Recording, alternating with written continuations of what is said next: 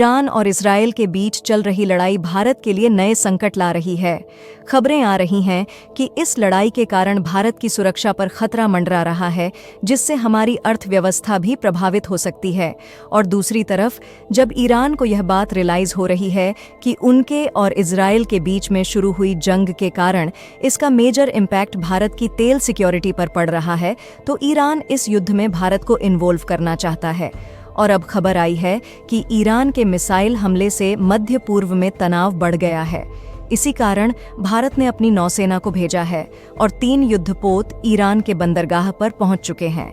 आखिरकार भारत ने ईरान के बंदरगाह पर अपनी नौसेना के साथ 3 युद्धपोत को अचानक क्यों भेजा और भारत के तेल सिक्योरिटी और उसकी सप्लाई पर कौन सी नई आफत टूट पड़ी है, इस वीडियो में आपको सभी जानकारी मिलेगी।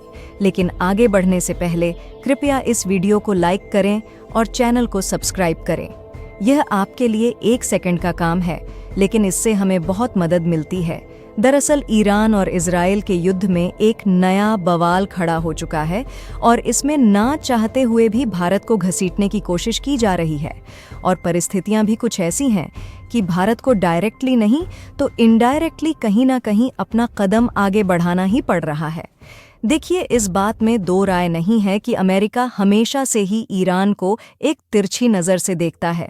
और अब जब ईरान ने इजराइल पर एक साथ 180 से भी ज़्यादा मिसाइलों से अटैक किया है, तो अमेरिका को भी इजराइल के साथ मिलकर ईरान पर पलटवार करने का एक बहुत बड़ा मौका मिल चुका है। इसलिए आज यह खबर आई है कि अमेरिका के राष्ट्रपति बाइडेन ने बताया है कि ईरान की तेल सुविधाओं और जहां ईरान ने कच्चा तेल बड़ी मात्रा में रखा है, उन्हें मिसाइल से निशाना बनाने के लिए अमेरिका और इजराइल के बीच बातचीत चल रही है। यानी इजराइल और अमेरिका ने मिलकर ईरान की सभी तेल क्षेत्रों और वहां कच्चा तेल निकालने के लिए जो मशीनें लगी हैं, उन्हें सीधे निशाना बनाने का फैसला किया है। ये कहा गया कि उन सभी को एक साथ उड़ा दो। और इजराइल ने भी ईरान को सीधे धमकी दी है कि उन्होंने एक साथ इजराइल पर जो इतना बड़ा अटैक किया है, उसका भुगतान उन्हें करना पड़ेगा और वह इसके लिए ईरान के खिलाफ कोई भी कदम उठा सकता है। और अमेरिका की तरफ से जैसे ही यह बात कही गई कि वह खुद इजराइल के साथ मिलकर ईरान के तेल टैंकर को उड़ाने की बात कर रहे हैं, वैसे ही कच्चे तेल के प्राइस तेजी के साथ बढ़ना शुरू हो गए। और आपको जानकर हैरानी हो सकती है कि अमेरिका की तरफ से केवल इस तरीके के कमेंट के बाद क्रूड ऑयल के दाम तेजी के साथ बढ़ने शुरू हो गए हैं। और देखा जाए तो जब ईरान ने इजराइल पर अटैक किया था, तब से लेकर अब तक इसमें 10% की बढ़ोतरी हो गई है और यह दिन पर दिन बढ़ता ही जा रहा है। और यह जो चार्ट आप देख रहे हैं, ये केवल पिछले 1 हफ्ते का डाटा है, जिसमें हम साफ साफ देख सकते हैं कि वैश्विक बाजार में जो कच्चे तेल का प्राइस $68 पर बैरल था, वह अचानक से $74 पर बैरल के करीब पहुंच चुका है। और यहीं पर आती है भारत के लिए नई प्रॉब्लम, क्योंकि भारत दुनिया का कच्चे तेल के मामले में काफ़ी बड़ा इंपोर्टर है। और भले ही हम पिछले 2-2.5 सालों से ज़्यादातर कच्चा तेल रूस से खरीद रहे हैं, लेकिन इसके बावजूद भी हम ईरान और कुछ अन्य खाड़ी देशों से भी कच्चा तेल खरीदते हैं। आपको बता दें कि भले ही भारत में बहुत ही कम मात्रा में कच्चे तेल का प्रोडक्शन होता है, लेकिन देखा जाए तो आज भी हम लोग दूसरे देशों से किसी न किसी तरीके से सस्ते दामों में कच्चा तेल खरीदकर डीजल और पेट्रोल जैसे उपयोगी फ्यूल में कन्वर्ट करते हैं। इसका उपयोग न सिर्फ हम लोग अपने ट्रांसपोर्टेशन के लिए करते हैं, बल्कि इसका एक्सपोर्ट करके भारत की कमाई भी होती है, जिसमें भारत के पड़ोसी देशों को तो डीजल और पेट्रोल की सप्लाई की ही जाती है। साथ ही यूरोपीय देश भी भारत से डीजल और पेट्रोल की सप्लाई लेते हैं, क्योंकि भारत एक ऐसा देश है जो कि कच्चे तेल का प्रोडक्शन न होने के बावजूद भी दुनिया के सभी देशों से सबसे सस्ते दामों में डीजल और पेट्रोल दूसरे देशों में भेजता है। लेकिन यदि इजराइल ने ईरान पर अटैक करके ऑयल इंफ्रास्ट्रक्चर को ही बर्बाद किया, तो यहाँ पर भारत के लिए नई मुसीबत खड़ी हो जाएगी। क्योंकि वैसे तो हम लोग ईरान से ना के बराबर कच्चा तेल खरीदते हैं, क्योंकि ईरान पर अमेरिका ने पिछले कई सालों से भारत को कच्चा तेल बेचने पर प्रतिबंध लगा रखा है। लेकिन फिर भी यदि ईरान के तेल वाले एरिया में इजराइल के द्वारा कोई भी अटैक किया जाता है, तो एक्सपर्ट ने यह बात बताई है कि वैश्विक मार्केट में जो क्रूड तेल का प्राइस अब भी $74 पर बैरल के करीब है, इस कच्चे तेल की कीमत $200 पर बैरल से भी अधिक पहुंच जाएगी। यानी कि कीमत बढ़ने से भारत को भी मजबूरन महंगे दामों में क्रूड ऑयल लेना पड़ेगा, जिससे हमारा जो ट्रांसपोर्टेशन है वह तो पूरी तरह से डिस्टर्ब होगा ही, साथ ही भारत का जो तेल रिफाइनिंग बिजनेस है उसके लिए भी एक नया मोड़ खड़ा हो जाएगा। वैसे तो हम इस समय रूस से सस्ते दामों में कच्चा तेल खरीद रहे हैं, लेकिन हम 100% कच्चे तेल की सप्लाई रूस से नहीं ले सकते।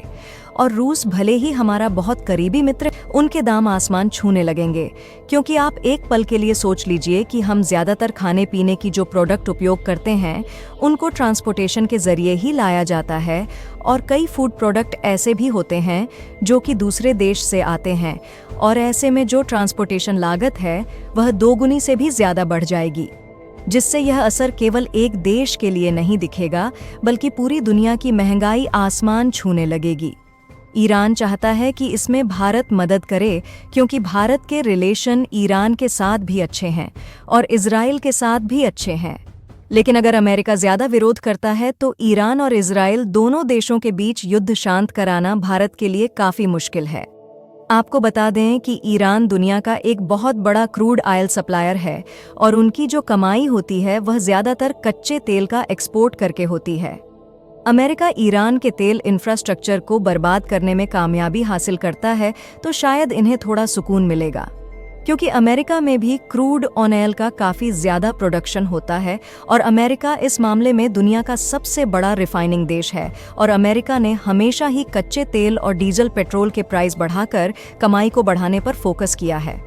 लेकिन ईरान सस्ते दामों में कच्चा तेल दे देता है, जिसके कारण अमेरिका की यह कोशिश हमेशा ही नाकामयाब हो जाती है, और इसीलिए साल 2010 के समय में अमेरिका ने ईरान पर न्यूक्लियर सिक्योरिटी का नाम देकर सैंक्शन लगा दिया था, जिसका मेन मकसद यही था कि किसी न किसी तरीके से ईरान को सस्ते दामों में कच्चा तेल बेचने से रोका जाए। लेकिन भारत में कच्चा तेल का इंपोर्ट कम होने की बजाय साल 2016 के समय भारत ईरान का सबसे बड़ा क्रूड ऑयल खरीदार बन गया। इसीलिए पहले के समय में डीजल, पेट्रोल और मिट्टी के तेल भारत में काफ़ी सस्ते आते थे।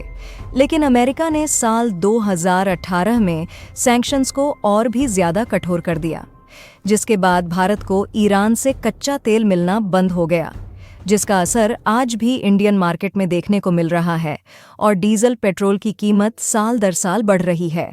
फिलहाल हमने सभी जानकारी आसान शब्दों में समझा दी है। अब आपको क्या लगता है कि इजराइल और ईरान के बीच भारत के लिए कौन सा कदम सही होगा?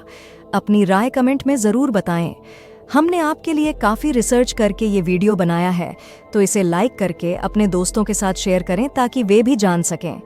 और भी जानकारीपूर्ण वीडियो के लिए हमारे चैनल को सब्सक्राइब करें और बेल आइकन पर क्लिक करना न भूलें। मिलती हूँ एक नई वीडियो के साथ।